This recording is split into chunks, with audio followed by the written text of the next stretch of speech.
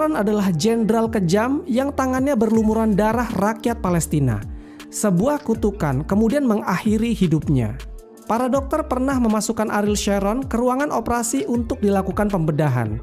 Dia memiliki luka yang membusuk. Lalu operasi dilakukan untuk menyambung bagian-bagian ususnya yang telah membusuk. Dan infeksinya telah menyebar ke bagian tubuhnya yang lain. Penyumbatan yang terjadi di otaknya menyebabkan kerusakan di sekujur tubuhnya hingga membuatnya jadi membusuk. Assalamualaikum warahmatullahi wabarakatuh. Berjumpa lagi dengan Jadid HMC ya, channel yang mengedukasi dan menghibur. Bersama kita ketahui ya, sudah mau 1 bulan Israel menggempur wilayah Gaza, Palestina. Ribuan orang, rakyat sipil menjadi korban keganasan dari tentara Zionis Israel. Tidak kurang, 8.525 warga sipil meninggal dari kubu Palestina. Bahkan dikatakan bahwa kondisi Gaza saat ini itu sudah ibarat neraka di bumi. Tidak kurang, 1 orang anak meninggal dunia setiap 5 menit. Setiap 5 menit 1 anak meninggal dunia. Sekali lagi saya tegaskan ya, dalam 5 menit seorang anak meninggal dunia karena serangan yang dilakukan oleh Zionis Israel. Mengapa serangan demi serangan terus dilancarkan oleh Zionis Israel yang menyasar kepada pemukiman warga serta rakyat sipil? Rakyat sipil yang sebenarnya tidak bersalah, yang sebenarnya tidak boleh dijadikan target dalam peperangan. Mengapa dunia seperti terdiam, seperti tidak berdaya menghadapi Israel? Bahkan ya, banyak sekali orang-orang, pejabat-pejabat yang ada di PBB itu memutuskan mengundurkan diri. Karena mereka merasa lembaga mereka, organisasi mereka, yaitu PBB, tidak berdaya dalam menghadapi Israel. Kalian bisa lihat ya, bak neraka di bumi, 1 anak tewas tiap 5 menit di Gaza karena Israel. Jadi ini adalah kondisi dari Gaza sekarang setelah dibombardir oleh tentara Zionis Israel.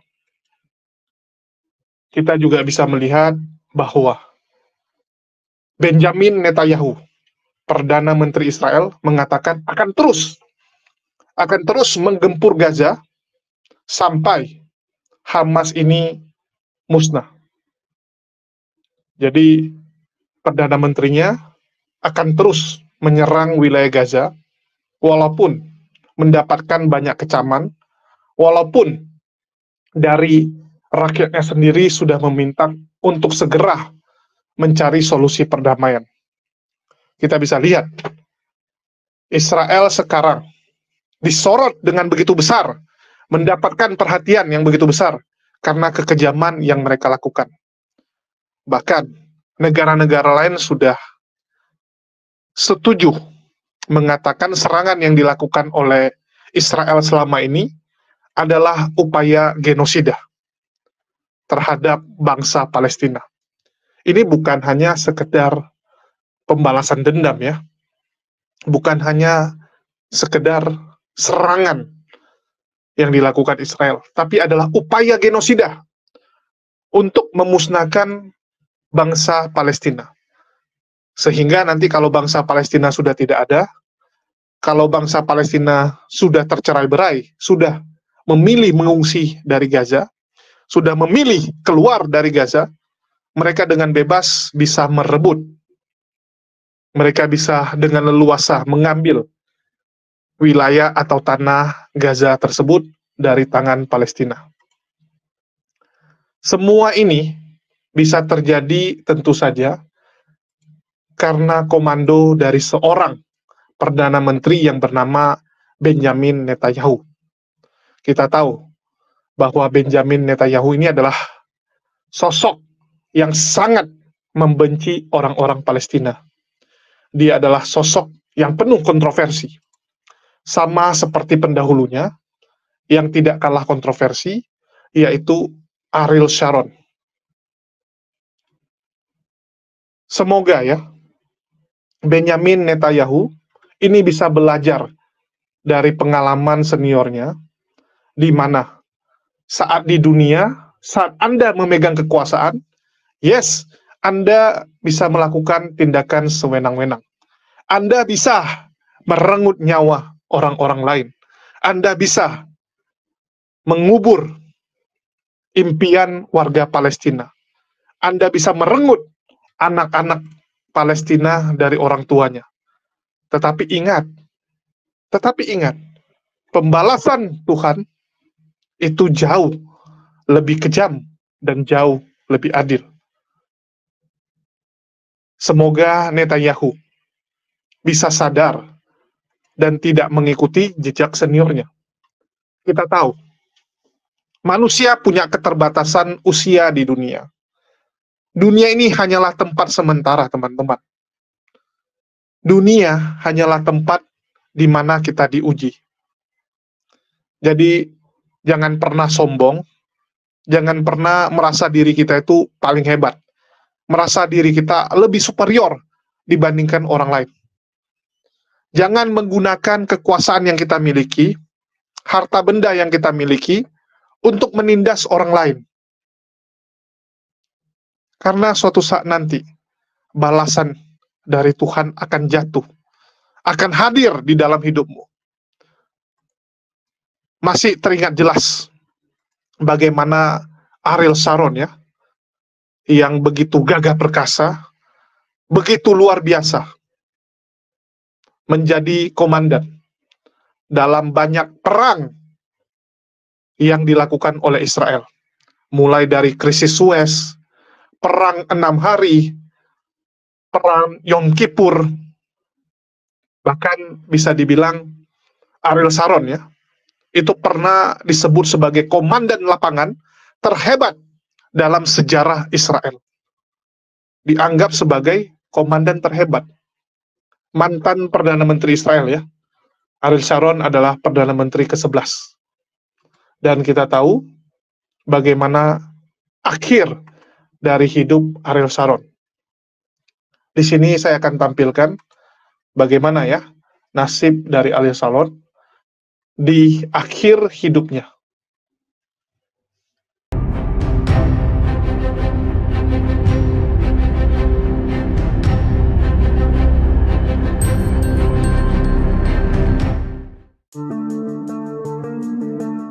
Mungkin banyak dari kita yang gak asing jika mendengar nama Ariel Sharon. Ya, dia adalah Perdana Menteri Israel yang ke-11 yang menjabat dari 7 Maret 2001 sampai 14 April 2006. Ariel Sharon memiliki nama asli yaitu Ariel Scheinerman. Dia lahir di Kfar Malal, Palestina tahun 1928 dan meninggal mengenaskan pada tahun 2014 di Tel Aviv, Palestina. Di dalam lingkup kehidupan keluarganya, Ariel Sharon sudah didoktrin sedari kecil oleh keluarganya untuk mendukung gerakan Zionisme. Ada yang menarik dari kisah kematian Ariel Sharon ini, teman-teman. Bagaimana Allah Subhanahu wa Ta'ala hinakan dia di akhir penghujung hidupnya. Ariel Sharon pernah terbaring koma selama 8 tahun. Kondisinya sangat tersiksa dalam sekarat. Ariel Sharon punya sejarah hidup yang tidak bisa lepas dari kekejaman Zionis terhadap tanah Palestina. Sampai-sampai dia dijuluki si tangan besi, karena selama hidupnya tak terhitung berapa nyawa warga Palestina yang dia bantai. Dia adalah biang dari terbunuhnya warga sipil Palestina yang kebanyakan anak-anak dan perempuan. Sharon menjelma sebagai sebuah teror yang mengerikan saat itu. Jet-jet tempur dan pesawat tanpa awak meluncurkan roket yang menghantam pemukiman Palestina, hingga membuat lebih dari 100 warga Palestina meninggal hanya dalam waktu seminggu saja. Sosok Ariel Sharon adalah simbol dari kebiadaban waktu itu. Di panggung politik Timur Tengah dan internasional, Ariel Sharon merupakan seorang figur yang kontroversial. Sharon adalah jenderal kejam yang tangannya berlumuran darah rakyat Palestina. Sebuah kutukan kemudian mengakhiri hidupnya. Para dokter pernah memasukkan Ariel Sharon ke ruangan operasi untuk dilakukan pembedahan. Dia memiliki luka yang membusuk. Lalu operasi dilakukan untuk menyambung bagian-bagian ususnya yang telah membusuk. Dan infeksinya telah menyebar ke bahagian tubuhnya yang lain. Penyumbatan yang terjadi di otaknya menyebabkan kerusakan di sekujur tubuhnya hingga membuatnya jadi membusuk. Sejak terserang stroke pada 4 Januari 2006 lalu, pertama kalinya dia dirawat di Rumah Sakit Hadassah Ein Karim di Yerusalem dan kemudian di Shem Sheba Medical Center di Tel Hashomer. Menurut Komite Keuangan Knesset, ongkos pengobatan Sharon setiap tahun sekitar 440 juta US dollar atau setara dengan 4,25 triliun rupiah. Nyawa Sharon terancam, kata juru bicara rumah sakit Yael Bosem Levi kepada kantor berita Associated Press waktu itu. Saat itu Sharon memasuki usia 85 tahun. Kedua matanya dalam keadaan terus terbuka. Dokter-dokter yang merawat Sharon memberikan keterangan terkait kesehatan Sharon. Saat akan ditanya sampai kapan keadaan Sharon akan terus seperti ini, Shlomo Sejev, dokter senior yang merawatnya mengatakan, kalau dikaji dari usia rata-rata di keluarga Sharon, ibu dan neneknya mati di atas usia 90 tahun. Shlomo kemudian memperkirakan Sharon akan tetap dengan keadaannya yang seperti ini hingga lewat usianya di atas 90 tahun. Sharon tergolek tak berdaya dengan bantuan berbagai alat medis yang tertancap ke tubuhnya, termasuk itu memakai respirator dalam sebuah ruangan khusus di Rumah Sakit Tel Hashomer di sebelah timur ibu kota Tel Aviv. Tidak ada upacara khusus atau sekedar ucapan simpati buat lelaki 85 tahun itu. Semua orang telah melupakannya, kata Renan Gisin, mantan penasihat Ariel Sharon. Cobalah pegang tangannya, belai rambutnya yang memutih, dan sapalah dia dengan bahasa orang Arab yang sangat dibencinya. Kaifa haluk ya Sharon? Saat Sharon terkena stroke, seorang kru televisi Israel berhasil merekam gambarnya yang sedang berada di belakang sebuah mobil ambulan. Dia terbaring setengah duduk dalam keadaan sadar. Itulah gambar terakhir dari Sharon yang dimiliki media. Sebab saat itu, keluarga Sharon sengaja menutup rapat-rapat segala informasi tentang kondisi salah satu tokoh kontroversial dalam sejarah Zionis Israel itu. Semenjak Sharon palsu didatangi banyak pengunjung di Kishon Gallery, Sharon asli terbujur kaku tidak sadarkan diri beberapa kilometer jauhnya di Shem Sheba Medical Center Tel Hashomer. Sharon, yang akrab dipanggil Arik, terkena stroke berat sehingga otaknya dibanjiri darah. Beberapa media internasional mengabarkan bahwa dia sudah mati. Iya, Sharon sudah mati. Hal itu wajar saja, karena setelah dinyatakan stabil pada 5 Januari 2006 oleh tim dokter, saat itu di Rumah Sakit Hadassah, keesokan harinya Sharon dimasukkan lagi ke ruang operasi. Pada hari ke-6, dokter berupaya membangunkannya dari keadaan tidak sadar dengan cara mengurangi dosis obat anestesi. Ia pun kemudian bisa bernapas sendiri dengan bantuan respirator dan sedikit memberikan respon terhadap stimulus rasa sakit di lengan dan kakinya. Tetapi Sharon yang sudah berpindah rumah sakit tidak juga bangun. Meskipun keluarga sudah memperdengarkan alunan musik klasik karya komposer Mozart kesukaannya, seperti yang disarankan oleh dokter. Hari berganti pekan, pekan berganti bulan. Sharon tidak lagi dikabarkan menderita pendarahan pada otaknya. Hanya saja, berbagai infeksi menyerang organ-organ tubuhnya yang lain secara bergantian. Dari otak, infeksi pindah ke paru-paru, ke ginjal, ke dalam darah, begitu seterusnya. Jantungnya yang diketahui bocor sejak sebelum koma ikut memperburuk keadaannya. Tim dokter yang merawatnya hanya menyampaikan 2 kabar tentang Sharon, yaitu kondisinya memburuk karena ada gangguan pada organnya, atau stabil tetapi tetap dalam keadaan koma. Sebelum Ariel Sharon jatuh koma, diisukan kabar dari asisten pribadinya bahwa tidur malamnya sering diganggu oleh satu mimpi yang sama dan terus berulang. Dalam mimpi itu Sharon ditangkap oleh penduduk Gaza yang begitu marah dan dendam kepada Sharon karena tindakannya yang angkuh menyerang tanah Palestina. Di dalam mimpi itu Sharon telah disiksa, dirantai tangan dan kakinya, kemudian diarak sekeliling bandar Gaza dan dimasukkan ke dalam api. Mimpi itu mengganggu Sharon setiap malam hingga dia jatuh koma. Tiada yang tahu akan derita Sharon menanggung mimpi-mimpi itu kecuali asisten pribadi Sharon. Asisten tersebut mengungkapkan mimpi-mimpi Sharon itu kepada khalayak di Israel pada tahun 2008. Khalayak di Israel telah menyiarkan berita tersebut, kemudian dikutip oleh media-media Asia Barat, seterusnya tersebar. Demikianlah kita saksikan keadaan musuh Allah Subhanahu wa Ta'ala. Sharon merupakan musuh Islam yang sangat kejam dan gemar menumpahkan darah. Penyumbatan yang terjadi di otaknya menyebabkan kerusakan di sekujur tubuh hingga membusuk, namun ia masih hidup. Pada usia 14 tahun, Ariel yang menerjemahkan dukungannya terhadap Zionisme dengan cara menyerang rakyat Palestina itu mulai masuk organisasi bersenjata. Ia bergabung dengan kelompok mafia Haganah. Dan beberapa tahun kemudian, masuk Satuan Infanteri Israel Brigade Alexandroni. Sebagai militer yang gemar melakukan serangan brutal, Ariel yang kemudian menjabat komandan terus melancarkan teror terhadap rakyat Palestina. Dalam berbagai pertempuran yang dialami, Ariel sempat terluka dan hampir saja tewas. Karir militernya terus menanjak. Pada tahun 1949, dia dipercaya memimpin unit intai tempur Brigade Golani.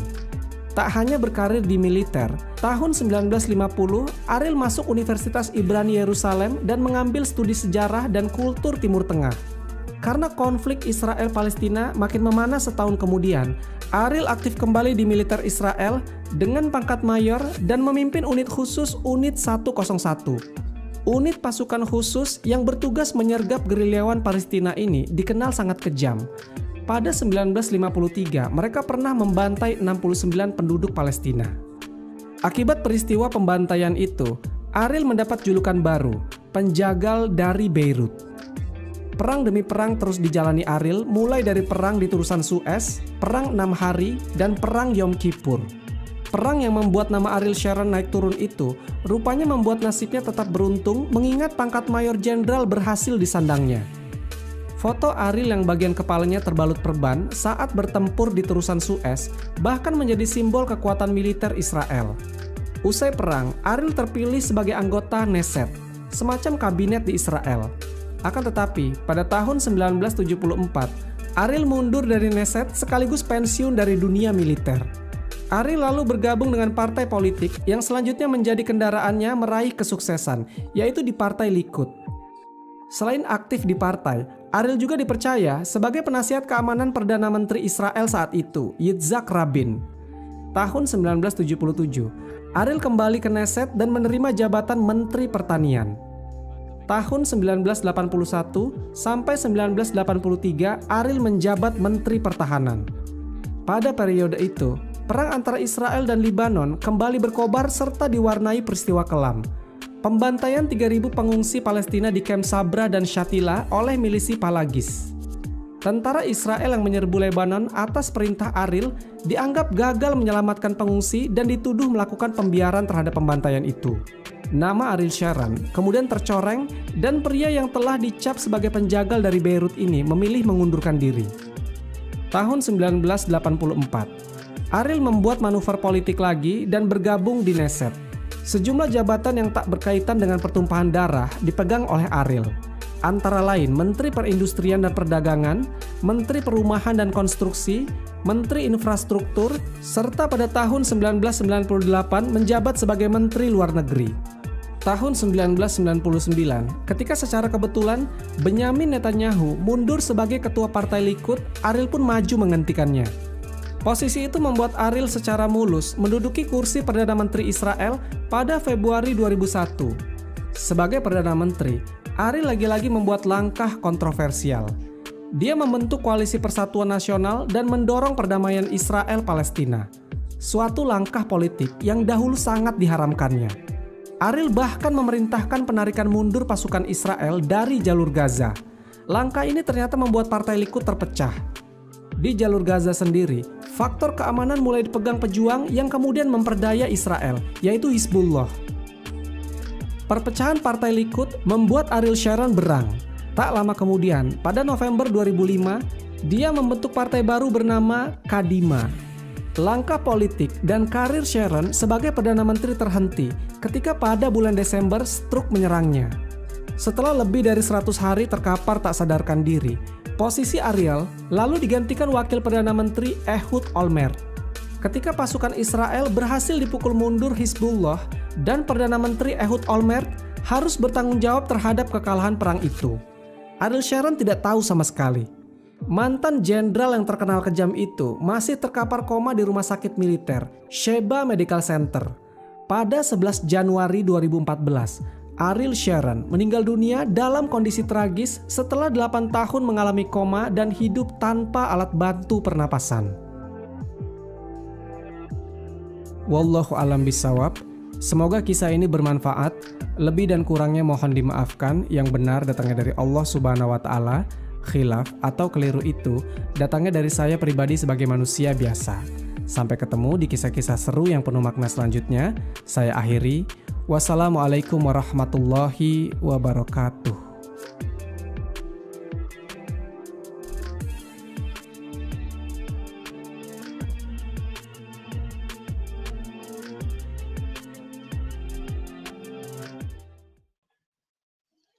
Teman-teman sudah saksikan ya.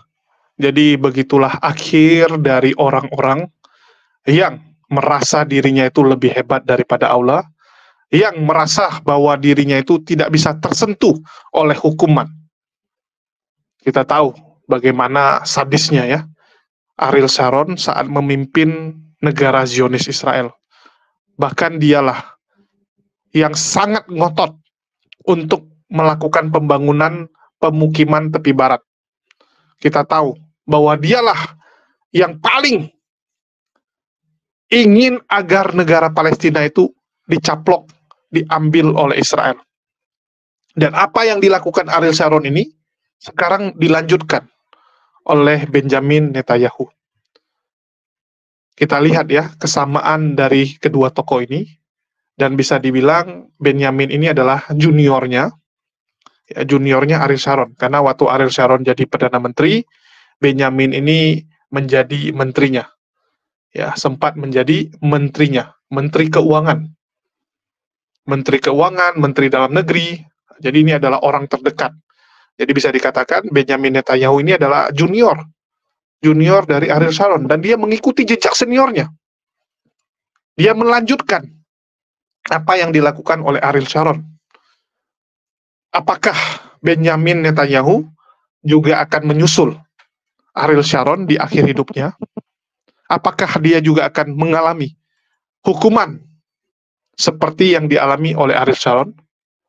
Ini yang akan kita tunggu dan saksikan ya. Kita akan saksikan teman-teman.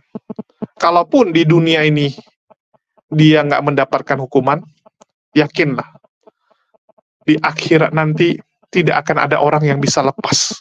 Tidak akan ada orang yang bisa luput dari penghakiman Allah. Yakinlah bahwa keadilan pasti akan terjadi, teman-teman. Saudara-saudara kita yang merenggut nyawa di Palestina, itu tidak akan mati sia-sia. Mereka adalah para pejuang. Mereka adalah orang-orang yang memperjuangkan kemerdekaan mereka, orang-orang yang mati syahid, orang-orang yang berjihad dalam menegakkan keadilan di dunia ini. Kita tahu bagaimana ya orang-orang kafir itu memerintah dunia, bagaimana mereka membolak-balikkan fakta yang terjadi di lapangan, bagaimana mereka memframing dan menjelek-jelekkan Islam. Tetapi terbukti makin ke sini dengan kecanggihan teknologi, semua terbongkar.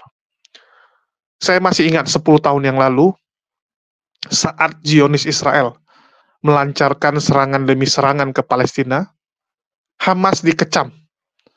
Dunia internasional seperti terbungkam oleh nina boboknya Israel. Dunia mengatakan bahwa Hamas yang salah, karena mereka hanya mendapatkan berita sepihak dari pihak Israel dan wartawan-wartawan yang hadir ke sana yang sudah disaring, disortir oleh Zionis Israel. Tetapi zaman now, orang-orang di Palestina, rakyat sipil, itu pun bisa menjadi wartawan, bisa memberitakan apa yang terjadi sebenarnya. Dan berkat pemberitaan tersebut, dunia luar menjadi tahu bahwa Zionis Israel sedang melakukan penindasan. Ini yang teman-teman harus ketahui ya, dan kita harus membantu perjuangan saudara-saudara kita dengan menyebarkan informasi tersebut, biar dunia tahu. Sekali lagi, kita harus membantu perjuangan saudara-saudara kita dengan terus bersuara, dengan terus meminta agar Palestina segera merdeka. Kita harus membantu perjuangan mereka dengan segenap jiwa juga. Kalaupun tidak bisa dengan harta benda, minimal kita bantu dengan memberitakan pemberitaan-pemberitaan yang benar-benar, yang real terjadi di sana. Semoga Benyamin Netanyahu bisa bertobat ya. Selagi masih sempat, hentikanlah serangan yang Anda lakukan, berikanlah kemerdekaan buat bangsa Palestina. Kembalikanlah tanah-tanah orang Palestina yang sudah Anda rebut, yang sudah Anda curi dengan paksa, terus Anda jual kepada warga Anda. Ini kelewatan. Anda rebut tanah orang, Anda jual pula. Udah nyerobot tanah, dijual. Ini kan gila. Semoga dunia bisa kembali menjadi dunia yang nyaman dan aman ditinggali ya. Saya meminta kepada masyarakat, pemerintah dunia, pemerintah Indonesia, agar menekan pemerintahan Benyamin Netanyahu, agar segera mengembalikan tanah-tanah warga Palestina dan memberikan kemerdekaan buat mereka. Itu aja yang bisa saya sampaikan. Makasih buat teman-teman semua yang udah nyimak dan sudah membantu perjuangan kita. Makasih buat semuanya. Jangan lupa subscribe dan like kalau suka, dan dislike kalau tidak suka. Makasih buat teman-teman semua. Di akhir kata saya ucapkan, wassalamualaikum warahmatullahi wabarakatuh. Sampai jumpa di lain kesempatan.